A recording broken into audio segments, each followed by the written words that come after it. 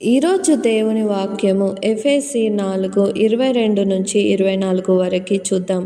కావున మునుపటి ప్రవర్తన విషయములోనైతే మోసకరమైన దురాశ వలన చెడిపోవు మీ ప్రాచీన స్వభావమును వదులుకొనుడి. మీ చిత్తవృత్తియందు నూతనపరచబడిన వారై నీతియు యథార్థతయు భక్తిగల వారై దేవుని పోలిన సృష్టింపబడిన నవీన స్వభావమును ధరించుకొనవలెను అని వాక్యం సెలవిస్తుంది. మనము రక్షింపబడిన తర్వాత మన పాత జీవితమే ఉంటుందా, లేకపోతే మనం క్రొత్త జీవితం కలిగి ఉంటున్నామా?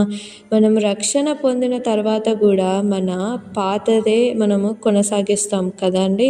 అయితే మనం బాప్తిసం తీసుకొని యేసుక్రీస్తు నమ్మిన తర్వాత కూడా మనలో అనేది మన ప్రాచీనమైన స్వభావమే ఉంటుంది.